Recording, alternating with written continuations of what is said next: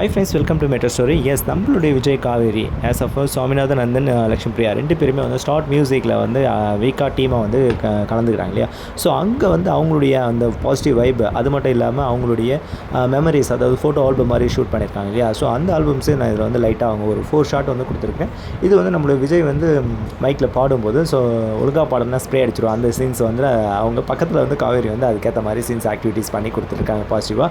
So கலாய்க்கிற மாதிரி. So அது மட்டும் இல்லாமல் 2 பேரும் சேர்ந்து நிற்கிற பிக்சர்ஸு, அந்த அவங்கள வந்து கீழே கொஞ்சம் தாங்கி பிடிக்கிற மாதிரி அந்த ஸ்டில்ஸ், இது வந்து ஆக்சுவலாக டான்ஸில் வந்து ரொட்டேஷன் ரோலிங்கில் வரும். ஸோ அந்த ஸ்டில்ஸும் இதில் வந்து கேப்சர் பண்ணி கொடுத்துருக்காங்க.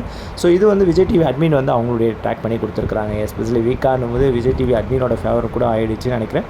ஸோ அவங்களும் இப்போ நிறையா எந்த வீக்கா டீம் இல்லை, ஸ்டார்ட் மியூசிக்கில் அவங்க கலந்துக்கிறாங்க, அவங்களுடைய இமேஜ் டீடைல்ஸ்லாம் கொடுக்குறாங்க. பட் இதே வந்து நம்மளோட லக்ஷ்மி பிரியா அங்கே கூட்டிகிட்டு போயிட்டாங்க.